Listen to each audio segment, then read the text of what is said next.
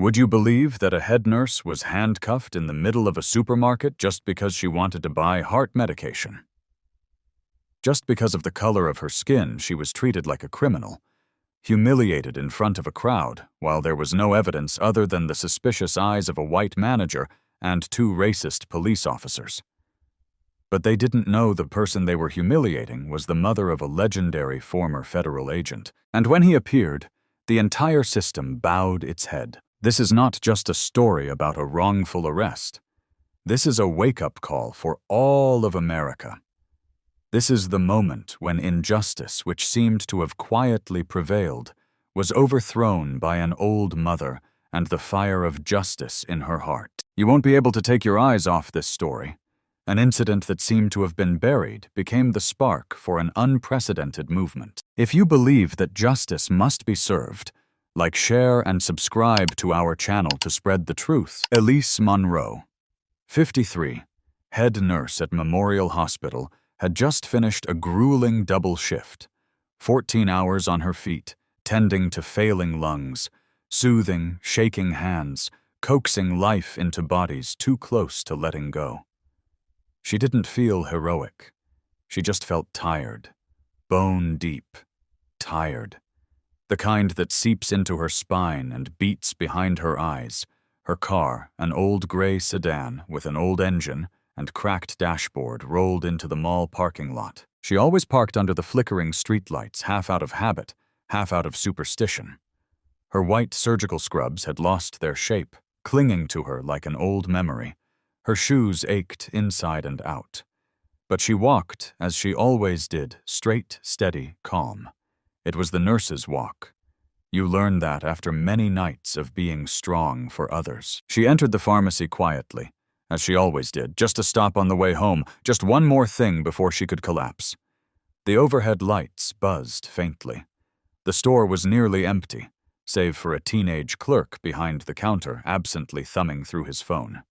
Elise offered a soft smile, the kind you give to strangers to remind them you're human. "Good evening," she said, and handed over her ID, her insurance card, and the familiar paper prescription for her blood pressure medication. The clerk didn't look up for more than a second, just nodded vaguely and began clicking at the keyboard with the slow rhythm of someone who didn't want to be there. She waited, one foot to the other. The seconds stretched. The boy frowned at the screen, leaned in, then mumbled something over his shoulder toward the back of the store. A woman appeared, blonde, mid-40s, tight face. Manager. Clearly the kind of expression that made everything feel like a problem. She looked at the computer, then at Elise. Then again, her lips pressed thin. She typed something, spoke softly to the clerk. Elise couldn't hear the words, but she felt them sharp, quiet syllables, carrying suspicion like a scent in the air. The atmosphere shifted, subtle, but unmistakable. A weight settled in Elise's chest. Not fear, she had known fear in emergency rooms, in waiting rooms, in the beep of flatlined monitors. This was different. This was the slow, sour stink of being watched like you don't belong. It was something every black woman learns to detect early in life. Not from noise, but from stillness. From the way a room seems to tilt just slightly when people decide you're a problem before you say a word. The manager stepped forward. "I'm sorry, ma'am," she said, with the kind of smile that isn't a smile. "There seems to be an issue with your prescription." Elise raised an eyebrow calmly. "What kind of issue?" "The account information doesn't match. We can't fill it tonight." Elise's voice remained level. "I've picked up this same medication here for years. Nothing's changed. Please, double-check." The woman stiffened. Her shoulders squared, her expression set. "I'm going to have to ask you to wait here." Then the sentence came dry and soft, like a match being struck. "We've contacted the authorities." For a moment, Elise thought she misheard. She blinked. The authorities. The clerk behind the counter looked like he wanted to melt into the linoleum. His eyes stayed glued to the register. The manager's chin lifted slightly. That familiar posture. The posture of someone who's already decided who's guilty. Elise took a breath. Slowly, purposefully. She'd learned in trauma rooms how to breathe through panic. How to keep her face calm when parents screamed or when doctors barked orders over a fading heartbeat. But this wasn't clinical. This was older, uglier. The kind of cold judgment that isn't about who you are but what they see when they look at you. Outside, a distant siren wailed. Elise stood still. She could have left. She could have demanded her paperwork and walked out. But that would have looked like guilt, and she was tired, yes, but not ashamed. So she stayed. She didn't flinch when the door chimed, and 2 officers stepped into the pharmacy minutes later. Both white one, tall and square-shouldered with a buzz cut, and the kind of smirk that never meant anything good. The other younger lanky, less sure of himself. They didn't approach the counter like investigators. They approached like men who already had their answers. "That's her," the manager hissed, her voice sharp. "Tried to pick up medication fraudulently. I think she's using someone else's insurance." The taller officer didn't even look at the documents, didn't ask a single question. He just turned toward Elise and said, "Ma'am, I'm going to need you to step outside." Elise stood tall, her voice quiet but clear. "I haven't done anything wrong." The younger officer shifted on his feet, uncomfortable, but silent. The manager folded her arms, watching like she'd won something. The officer's hand moved to his belt. "We can do this, the easy way or the hard way," he said. From the corner of her eye, Elise saw a customer raise a phone, begin filming. Good still. Her chest burned with shame, with the bitter heat of rage wrapped in exhaustion. She had done nothing wrong. She had given everything, years of service nights with no sleep holidays, spent saving lives. And still here she was, a suspect, a threat because of the color of her skin. She raised her hand, holding up her ID, her insurance card, her prescription. "I have everything right here," she said evenly. "Everything matches." The officer barely glanced, step outside. When she didn't move quickly enough, he stepped forward and grabbed her wrist. Gasps echoed through the store. Elise didn't resist. She didn't give them what they wanted. She kept her head high. The metal cuffs bit into her skin. Cold, sharp, humiliating. The manager smiled faintly. Elise saw it. She didn't look away. She met the officer's eyes, and her voice didn't tremble. "You're making the biggest mistake of your life." The door slammed shut behind her, and somewhere deep beneath the humiliation, something colder began to burn. They didn't know who she was, not yet, but they would. The siren was not loud, but it seemed to cut a cold rift in the heart of the city, where peace was now an illusion.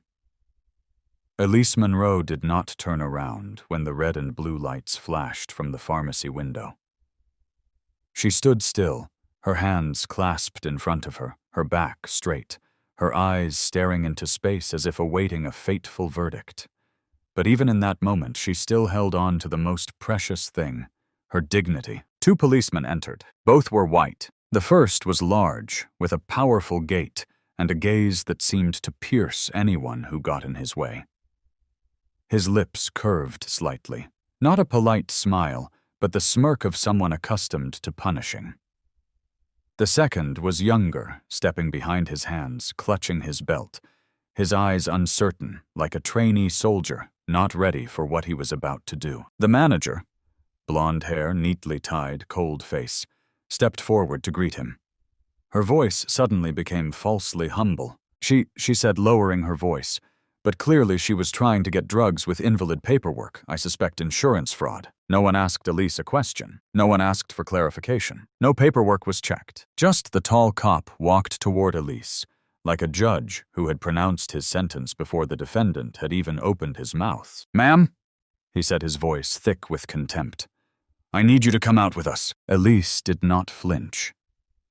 "I have done nothing wrong." The young cop glanced at her. He saw something in Elise's eyes, the weariness not of the body, but of a soul too accustomed to the humiliation of being wrongly accused. But he said nothing, did not intervene. She didn't know his name, but she would remember that look later, the timid look knowing it was wrong but not brave enough to stop. And it was that look that saddened her more than the accusation. "We can do this the easy way. Or the hard way." The older cop set his hand already on his gun. Elise took a deep breath. A woman stepped back, pulling her young son away. A man standing near the cold medicine cabinet quietly pulled out his phone and started recording. Elise recognized it, a small light in the darkness. She wasn't completely alone. She held out her papers, ID, insurance card, doctor's prescription. "I have everything in order," she said, her voice even and steady. "Get out," he interrupted, not looking at the papers. She didn't move right away, and then the rough hand closed around her wrist. The cold metal slid into her skin, biting like claws. Each click of the handcuffs rang out like a gunshot in her heart. Not killing her, but slowly killing the good she believed in. No one stopped her. No one asked any questions. The young cop turned away. The manager smiled faintly. Elise was escorted out of the pharmacy amid curious, concerned, and, worst of all, indifferent looks. Stepping outside, the night wind caressed her face like a cold pat on the shoulder. The flashing police lights seemed to cast two colors on her guilt and shame. When pushed into the back seat, Elise did not resist, not because she was resigned, but because she knew, if she fought back, she would become the basis for a fabricated report, a cut-up videotape, a name lost in statistics. She had helped people breathe again, saved patients from the brink of death, stayed up all night, sewing up torn bodies. And now she herself, in her faded nurse's uniform, the smell of antiseptic still lingering, was being treated like a criminal in the middle of the city. In the car, the two policemen talked as if she were a commodity. "You must be tired tonight," the older one said, his voice casual. "Another scam. I wonder why we thought we could fool everyone." Elise listened to every word. She didn't respond.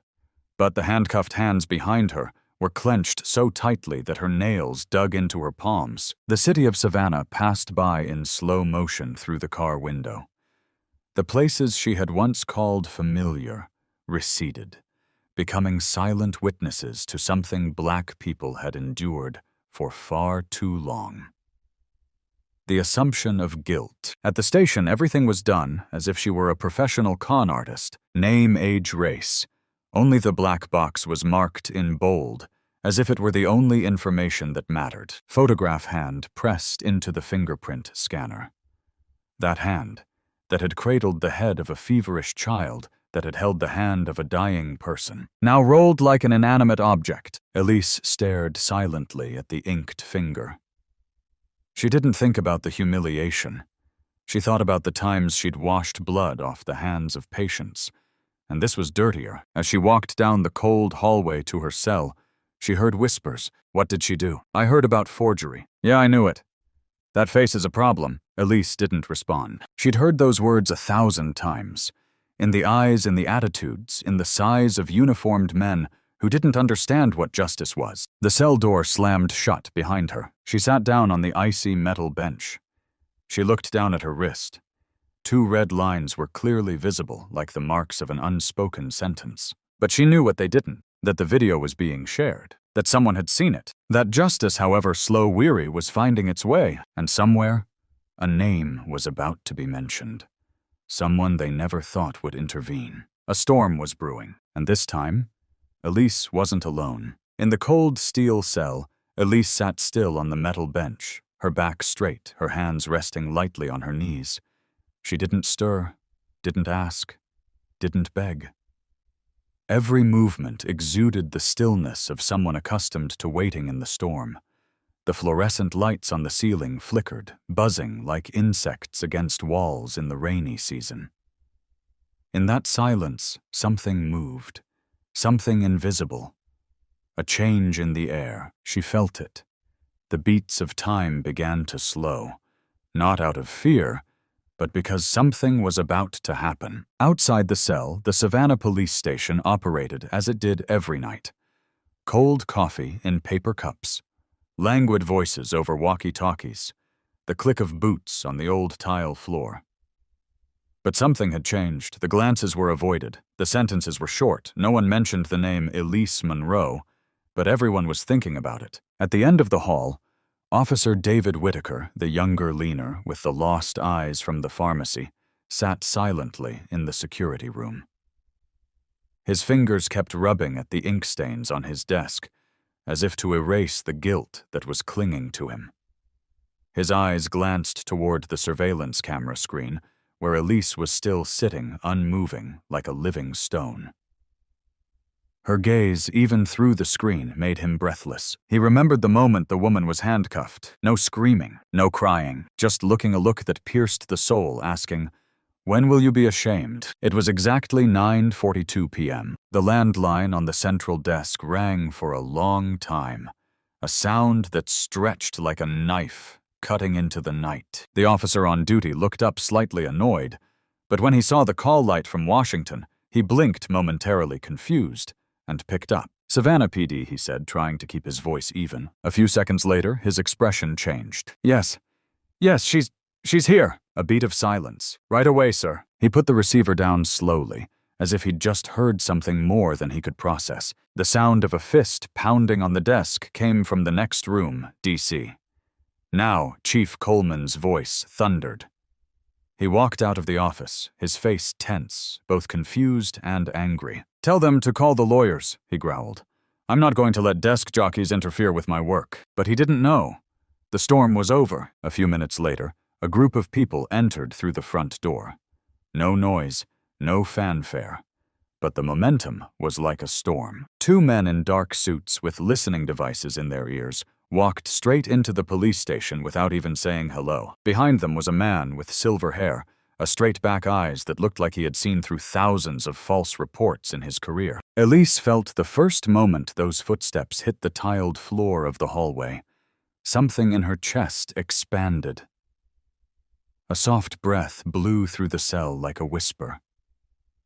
"You are not alone." Outside Officer Coleman stood up when he recognized the person approaching. "Who are you?"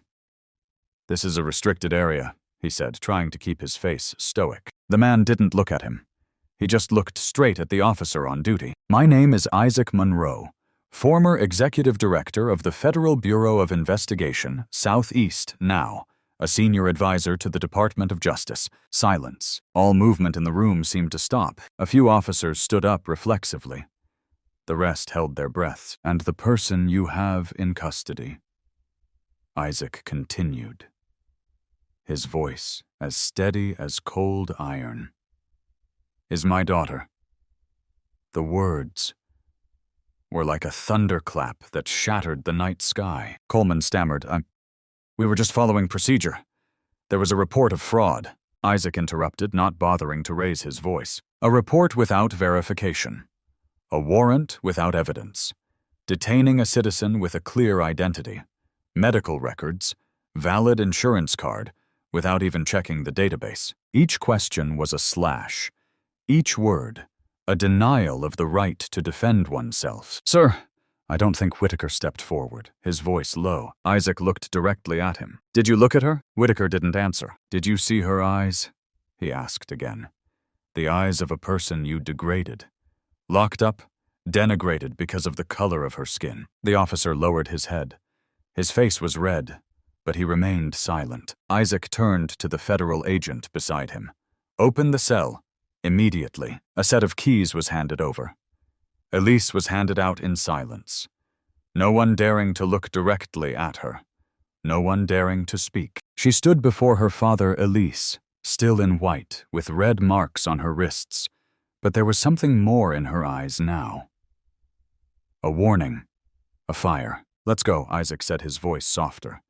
But before he turned away, he looked at the entire police station and left a short sentence. "The call from the Justice Department is the first warning. Don't need a second." The day after Elise Monroe was released from her cell, the Savannah police station was no longer the quiet place it had been. No one spoke, but the air had changed. It was thick, suffocating. It was as if the entire building was keeping a secret so big that no one dared to speak. But everyone knew it wouldn't stay quiet for long. Chief Officer Coleman was so nervous that the veins in his temples bulged. He paced the office, making phone calls. The Justice Department can't just interfere. This is local. This is my jurisdiction. But the voices on the other end of the line were cold, terse. No one above him wanted to stand with him anymore. And worse, someone was sharing information. In another corner of the station, Officer David Whitaker sat in the break room, his head in his hands, his eyes dull. He hadn't slept last night.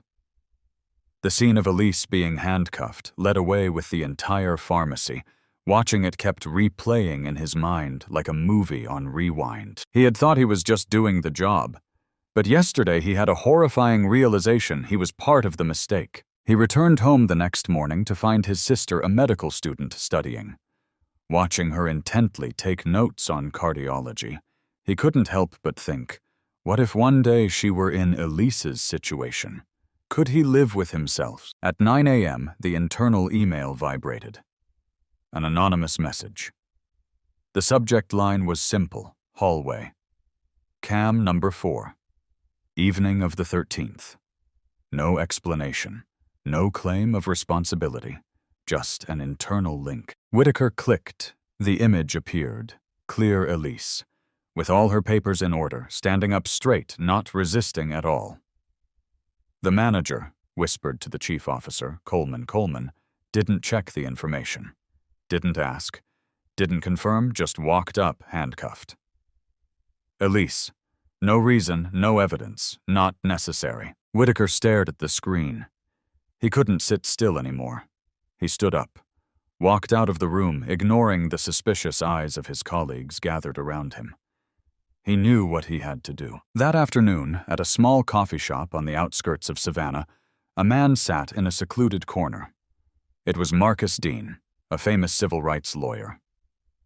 And today, he had received a strange message from an anonymous source. I have internal documents on the arrest of Elise Monroe. I will give them to you, but do not reveal my identity. When Marcus opened the attachment, he knew this was not evidence. This was a bomb. That evening, in an emergency meeting between the legal team and the Justice Department, the video was shown on a large screen. No one spoke. There was only the sound of heavy breathing. The supervisor from Washington quietly stood up, pulled out his phone, and said simply, "Activate a full investigation, including internal affairs, and query all video devices for the past 30 days. Meanwhile, in Savannah, rumors began to spread.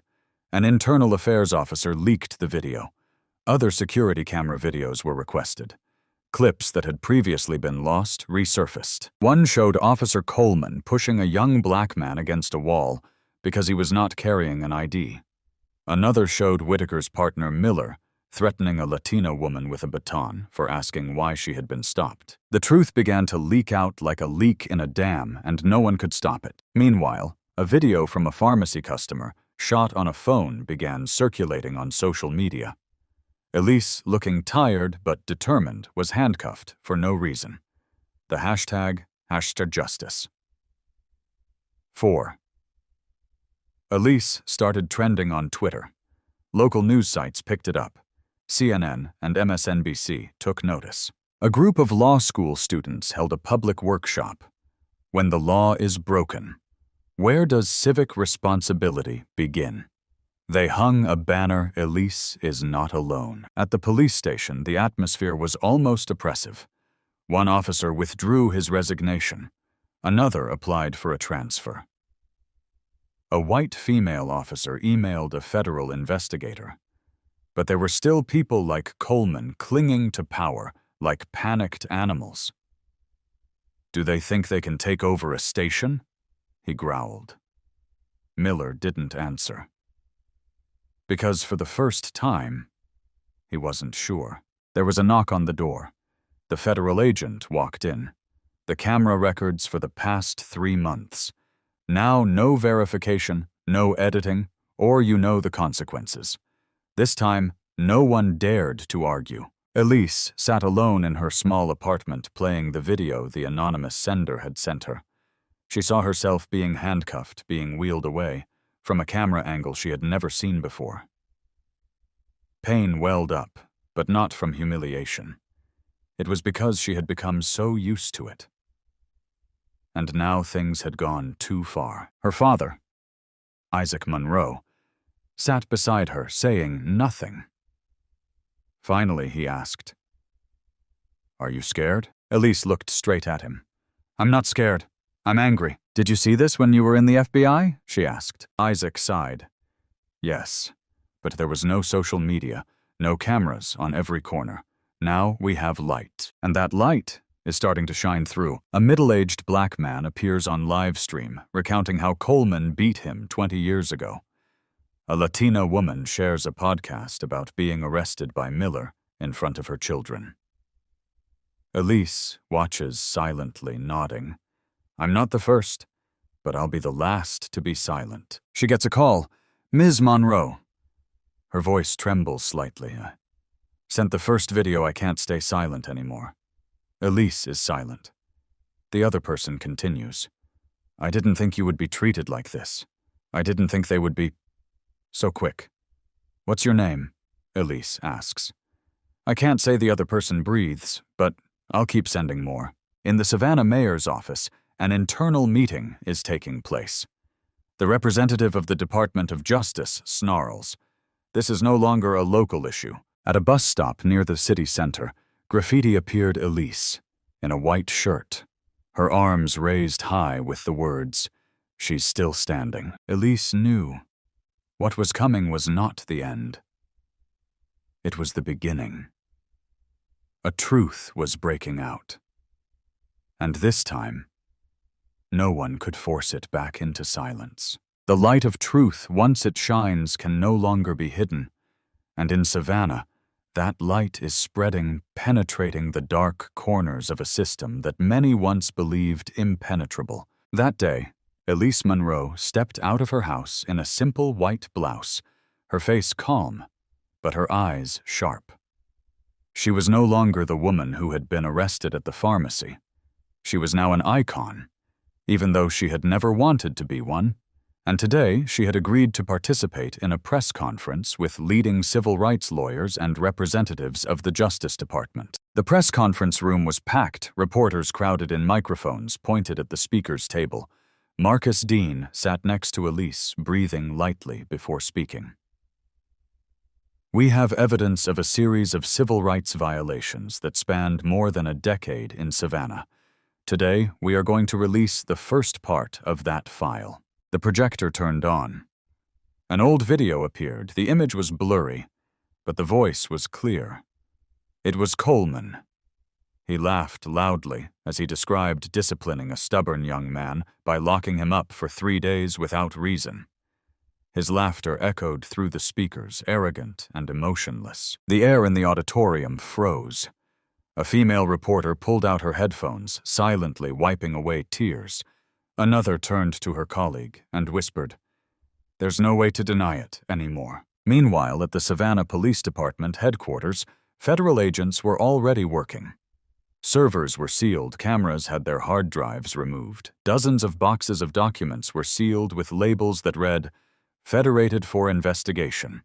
No personal use." Chief Coleman stood at his desk, watching the agents pass by like wolves tearing apart his territory. But this time, he had no one by his side. Miller, a longtime associate, had been questioned for 4 hours this morning. He emerged from the interrogation room with a blank stare. No defenses left. An inside source reported that Miller, pressured by copies of text messages, clips, and complaints, had agreed to cooperate. He provided the names of people who had covered up wrongdoing, signed false reports, or tampered with cameras. The list was long, very long, and one name on it, and it shocked the city, was Deputy Chief Alan Greaves. Once considered a model for reform, it turned out he had personally destroyed dozens of internal files to protect problematic colleagues. The news exploded like a bomb. On local news, the screen read, in red, "Breaking Savannah. Deputy Chief under criminal investigation. Below, it was a picture of Elise, head held high, walking out of a press conference to applause from the people waiting outside. That same day, a peaceful protest took place in front of City Hall. People carried signs, "Justice for Elise, clean the system." We don't forget and we don't forgive. Elise didn't speak. She just stood there silent in the crowd, holding the hand of an old man who had been beaten years ago, who had written to her the day before, saying, "You make me believe in justice again." That evening, at a small cafe, Marcus Dean opened a thick file in front of Elise and Isaac. We found an old notebook of a retired officer. He had written down the times he had been asked to correct his records. There were signatures from Greaves and Coleman, Isaac mused. They used to think their power was inviolable, but now their masks are falling off one by one. Elise nodded. We need to keep going. Not just for me, for all the people who have never been told. The next morning, the Justice Department announced that it had officially expanded its investigation to neighboring police departments. Cities that had sheltered errant officers were now caught in the storm. At Savannah Community Radio, Elise took the stage. She spoke slowly and clearly. Justice doesn't happen overnight. It has to be earned one story at a time, one piece of evidence at a time, one drop of courage at a time. And I'm not the only one standing up. I'm just one voice in a growing chorus. Viewers called into the station. A man cried on the air. My daughter was pulled over and insulted because of her sunburned hair. Thank you, Elise, for not being silent. An elderly woman called, I am 72 years old. I have witnessed the period of blatant racism. I thought things were better. But today I see it has only changed form. But thanks to you, I see hope. The broadcast ended with hundreds of messages of thanks, sharing encouragement. That night, Elise sat in front of her window, the streetlights reflecting on her serious but peaceful face. She took out her phone, received a message from an unknown number. Don't stop. Someone is watching your every move, and they are afraid. Elise smiled. Not a happy smile, but the smile of someone who knows she is on the right path. Even if the path is full of thorns, the truth, no matter how long it has been buried, always has a way of coming back. And when it comes back, it doesn't come alone. It brings anger, faith, and hope. Elise Monroe, the woman handcuffed in a small pharmacy, has now become the first wave of a movement that no one can stop anymore. And the masks, they are falling one, then another. That morning, the sunlight in Savannah was no longer the usual light. It was bright and fierce, as if the sky itself were witnessing a historic change. Elise Monroe woke earlier than usual. She couldn't sleep, not because of anxiety, but because she sensed something was coming, something bigger than she could have imagined. Today was the day she met new companions, former victims, voices once silenced people who had suffered silently for years. Marcus Dean had invited her to a secret meeting at a small suburban church where a once-forgotten community was quietly growing. When Elise walked in, dozens of eyes turned to her, not pity but expectation. A young woman in her early 20s stood up first. I'm Kiara, and I was once beaten up after asking why I was stopped in the middle of the street. Her voice was shaky, but her eyes were firm. Then a man in his late 80s told of being forced to confess to a theft while picking up recycling cans. Then a couple who lost their child when law enforcement refused to provide timely medical assistance. Each had a different story, a different pain, but they all shared a common desire: justice. Elise listened quietly. She didn't lecture, didn't preach. She just nodded occasionally, took notes, and when everyone was done, she stood up.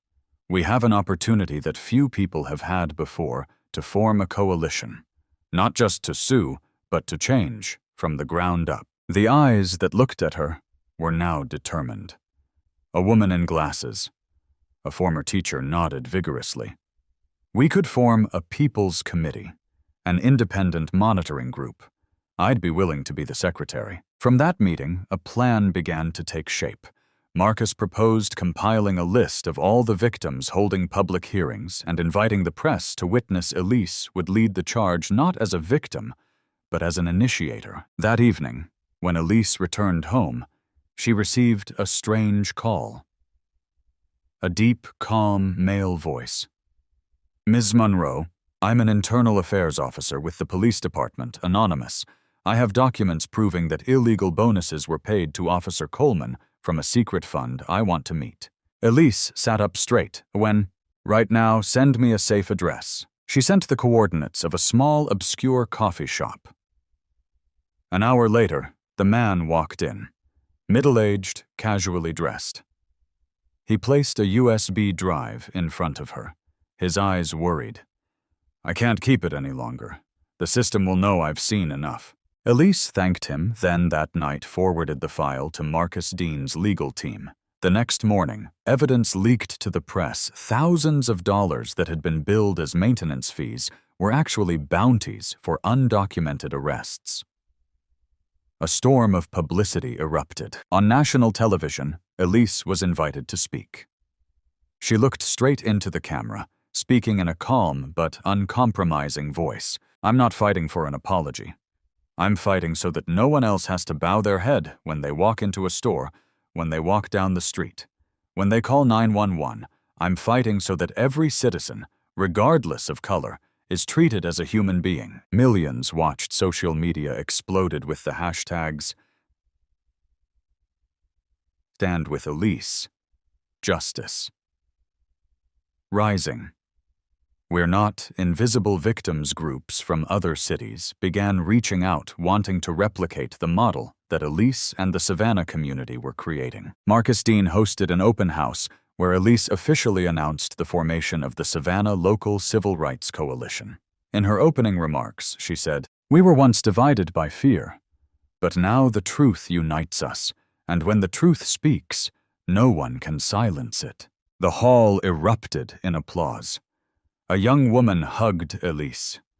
"You make me believe that my mother's dream of a just world was not impossible." Elise had not only changed the city, she had awakened a generation. But she knew this was only the beginning. The real fight was still ahead, and with every step she remembered that first night, handcuffed in the middle of the pharmacy, and she had not bowed her head. That was where the storm began, and now the storm had become a movement. At the end of this section, Elise stood on the roof of a building overlooking the city where lights illuminated every corner.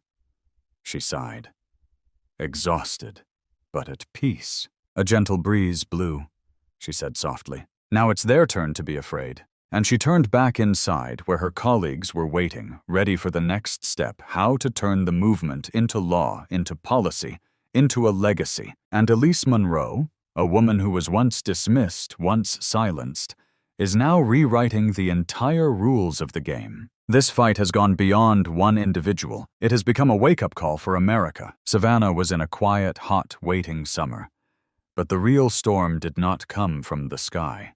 It came from the news, from public meetings, from hearings where each testimony was like a knife cutting deep into the mask of power. Elise Monroe, now more than a symbol.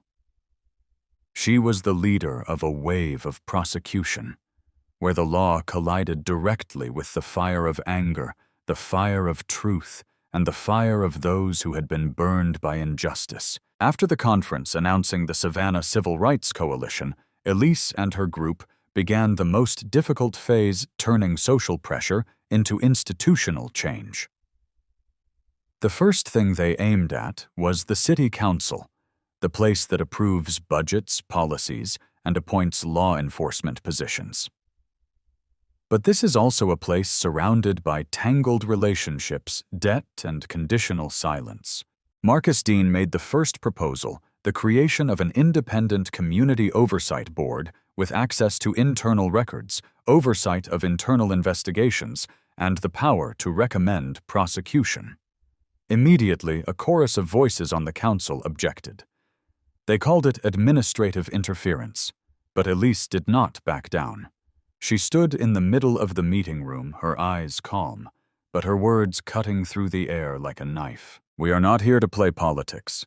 We are here to clean the blood off the hands of those who let it drip in silence." The atmosphere in the council room froze. Several councilors looked down at the table, avoiding her gaze. An older man, City Councilman James Rutherford, laughed contemptuously. "Who do you think you are to change the system?" Elise simply responded, "I am the person the system has targeted and failed." Outside, a crowd gathered in front of City Hall, carrying posters, microphones, and live streams. Elise's words were broadcast live, spreading like wildfire. Within 2 hours, her video of her rebuttal to James Rutherford had been viewed more than 1 million times. That night, Rutherford's office received thousands of calls of protest, but it also made Elise a more obvious target than ever. The next day, the papers reported Elise was being sued for slandering a public official. The man behind the lawsuit, a businessman with financial ties to Rutherford himself. But instead of being scared, Elise smiled at the press conference. If they think a lawsuit can put out 100 fires burning out there, they have no understanding of the anger of the people who are being trampled. Meanwhile, Marcus and his legal team dug into the budget records. They found a string of suspicious expenses, hundreds of thousands of dollars spent on professional training without any actual reporting. Once again, Greaves's name appeared in the receipts. Once again, the cracks in the system appear as a map of decay. Meanwhile, Elise began holding community hearings where people could speak out with the press present and lawyers on hand. A young mother recounted how her child had been silenced for videotaping an arrest.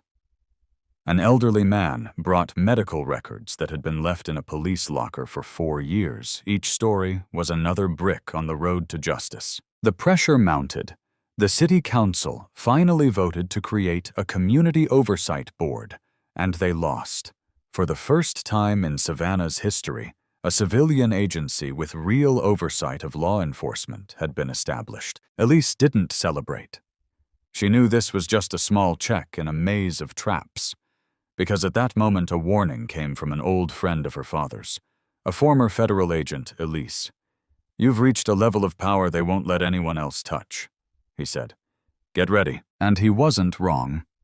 2 days later, Elise discovered that her alarm system had been disabled. One night, she heard a car pull up outside at 3 a.m. There was no one there. Nothing was there, but she knew. It was a warning, informal, indirect, but clear. Isaac Monroe, her father, returned from D.C. that same week. He didn't say much, but he stayed, and he brought with him a group of old friends, former FBI, CIA Black Power fighters. Elise knew this was no longer a local movement. This was a battlefield. At the end of Season 7, Elise attended a closed-door hearing in the state legislature. She presented her findings, presented her evidence, and proposed a model of civilian police oversight for the entire state. An old gray-haired senator asked her, "Why don't you just stay silent like everyone else?" She looked straight at him. "Because I survived this system, and I will not let it continue to trample on those who have no voice." The hearing ended. Elise walked out into the hallway where the afternoon sun beat down on the old stone walls of the Capitol building. She didn't know what would happen next, but she did know one thing. She had gone too far to turn back. And now the law was no longer cold words on paper. It had fire. It had a name. Elise Monroe. Savannah is no longer the same city. The fresh morning air is heavy with unanswered questions, eyes watching from behind curtains, and whispers that permeate coffee shops, churches, and hospital hallways. Everyone knows Elise Monroe has tapped into something she shouldn't have, a power structure that has existed for decades, running like a heartless machine, cold and ruthless. Elise never thought of herself as a hero. She started with a wound to her flesh and soul, but as the truth began to pour out, she couldn't stop. She couldn't turn back. And now the price is starting to show, not in the form of arrest warrants, but in more subtle, more dangerous games. She's being followed. Her phone is tapped. Her mother receives anonymous calls only to be silenced and hung up, and the climax came that morning, when Elise discovered that the car she used every day had been tampered with, the brake lines cleverly cut. She sat in the car, her heart pounding, her hands gripping the steering wheel. If it hadn't been for the mechanic she knew who had spotted it, she might not have lived to tell what was happening. Elise didn't cry. But that night she sat in her office looking at an old photo of her mother, who died of cancer when Elise was 19, and whispered, "I'm sorry, I didn't know it would go this far." But the next day, Elise stood in front of the local government building, microphone in hand, her voice unshaken. "People ask me, 'Are you scared?' Yes, I am. But I'm more scared that one day my daughter will grow up and ask, 'What did you do when you saw injustice?' And I have nothing to say." Those words spread like wildfire through social media, shared millions of times. But that also made the other party unable to sit still, and then the call came from a character Elise did not expect, the mayor of Savannah. That man, experienced having overcome many political scandals, invited her to a private lunch. The location was a fancy restaurant. No cameras, no press. When she walked in, he was waiting, holding a glass of wine in his hand, as if this was just a meeting between two old friends. But what he said made Elise speechless. "You can be part of the system, as long as you stop digging. You are young. You have a future. You can be on the council. You can be in the state legislature. Don't waste it on losing battles." Elise put down her napkin and stood up. She looked him straight in the eye, a small smile on her face, but her eyes were as cold as steel. "You're wrong. I don't need to sit in a chair of power to know what's right and what's wrong. And if you're so afraid of the truth that you have to bribe me, then maybe you should be the one worrying about your future." She walked out of the restaurant, and from that day on, things accelerated. The classified documents that Marcus and his team had collected began to be presented in internal hearings. A nearly 300-page report, including unaccounted-for budgets, photos of improper arrests, forged documents, was submitted by Elise and Marcus to the Georgia Judicial Commission. The system's response was clear. They launched a counterattack. A local television news report described Elise as a disruptor. A sensational article even implied that she had links to extremist groups. At the same time, her bank accounts were randomly audited by the IRS.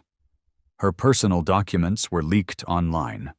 Medical records, college photos, all in an attempt to defame and discourage Elise. But Elise was not alone. Her father, Isaac Monroe, spoke out publicly.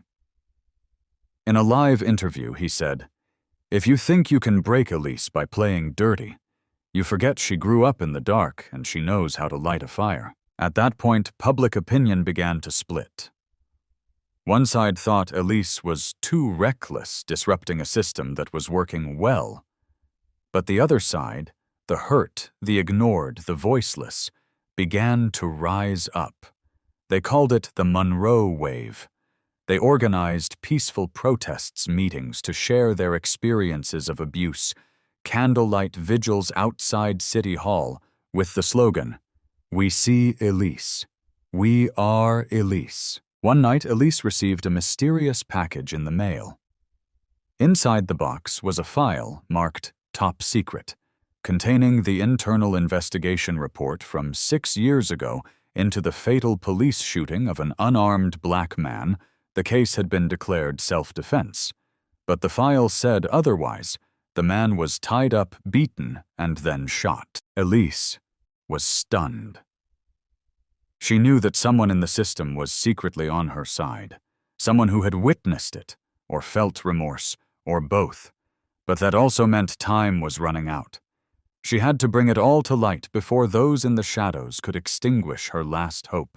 She decided to hold a press conference, this time not in a hall or a church, but in front of the Savannah Police Headquarters.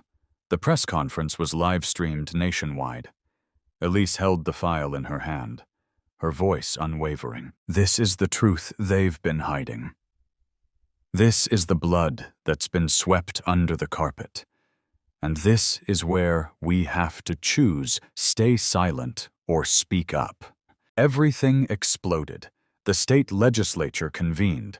The federal Justice Department stepped in. Other cities began reviewing their own internal procedures. And Elise, she entered history not as a politician, not as a symbol, but as a firebrand. As the night fell after the press conference, Elise sat alone in her living room. Isaac walked in, placing a gentle hand on her shoulder. They won't let you go. You know that. Elise nodded her eyes, looking far away. I know, but now I won't let them go either. That night, Savannah was not as quiet as usual. The wind picked up. The streetlights flickered a sign of something bigger coming. Elise looked out the window.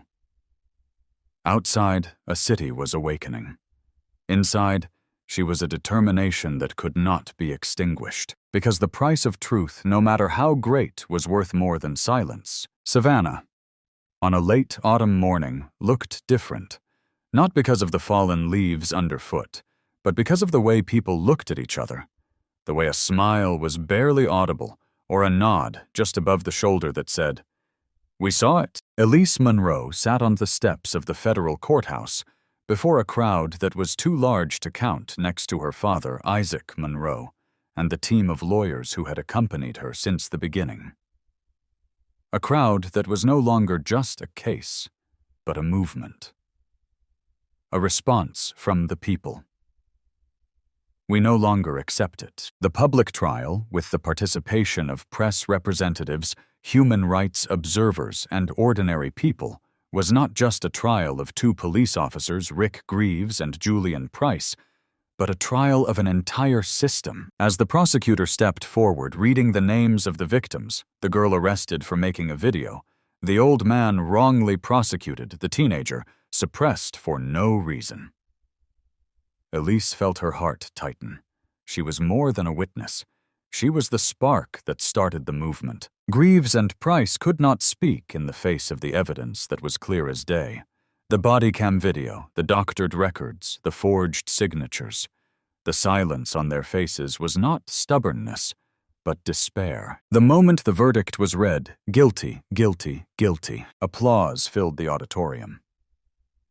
Many people shed tears, not because of gloating, but because this time the system had listened. Outside, people stood waiting for news, many hugging each other and sobbing. In their hands, signs that had yellowed over the years: justice for Elise, we deserve protection, this is no longer silence. Elise didn't leave right away.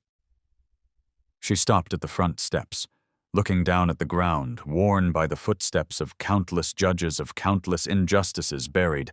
Then she looked up at the sky, the blue sky of Savannah. For a brief moment seemed to smile at her. That night, Elise returned to her small house without guards or high fences. She turned off the lights and opened the windows. Outside on the corner of the street, a soft, singing voice echoed. Someone was humming, "Ain't gonna let nobody turn me around," listening. Elise remembered what her mother had whispered when she was pushed out of a women's meeting years ago.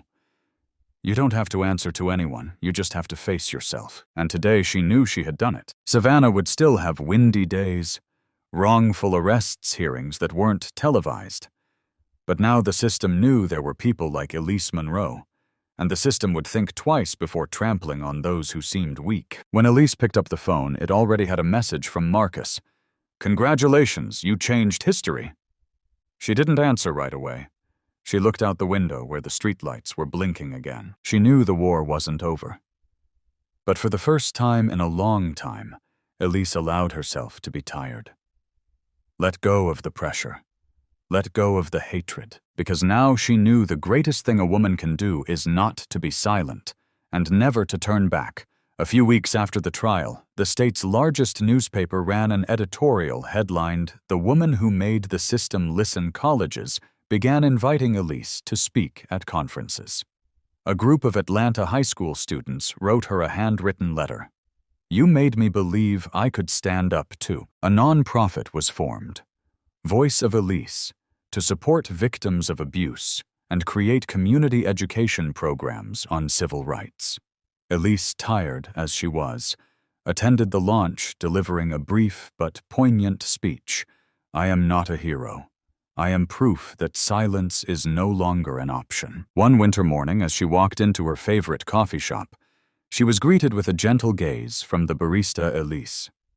"Today, we treat you," she smiled, accepted a hot cup of coffee, and sat down by the window. An older woman approached and gently took her hand. "Thank you for not backing down. Thanks to you, my niece dared to report her case today." Elise said nothing. She just nodded, her eyes moist, because sometimes justice does not ring out with the sound of a hammer, but with whispers like that, the last echoes of awakening. We have just witnessed a story that no one should have to go through. A mother, a retired nurse, an upstanding citizen, handcuffed in front of a crowd, humiliated not because of her actions, but because of the color of her skin. Elise Monroe had done nothing wrong. She just wanted her prescription back, but because of old prejudices and the toxic effects of unaccountable power, she was labeled a fraud. There is no excuse for two white police officers treating her as if she were not human. No apology, no fact-checking, just cold, hard attitudes and the deadly silence of those who stood by and did nothing. And that is what should make us angry. Not just because Elise was arrested, but because if it weren't for a father, a former FBI agent like Isaac Monroe, this case would have been buried. Perhaps Elise will become just another number, a nameless statistic in the history of racism in America. And if you think this is an isolated incident, think again. How many people don't have a father like Isaac standing behind them? How many people are wrongfully detained without anyone filming? How many videos are deleted? How much evidence is covered up? The biggest lesson from this story is don't be silent. Silence is complicity. Indifference is a form of violence, and justice doesn't come without demand. Elise didn't just stand up for herself. She stood up for all those who didn't have a voice, and she won.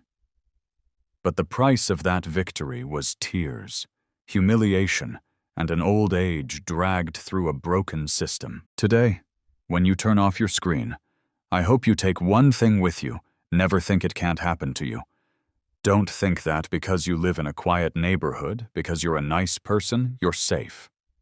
Discrimination doesn't need a reason. It just takes a look of prejudice and someone who doesn't dare say no. And if you feel angry, if your heart sinks when you see Elise handcuffed like a criminal, take action. Hit that like button to let Elise know she's not alone. Leave a comment to share your thoughts. And most importantly, subscribe to the channel so you never miss out on real stories of justice, courage, and ordinary people changing the system. Because voices like Elise's need to be heard.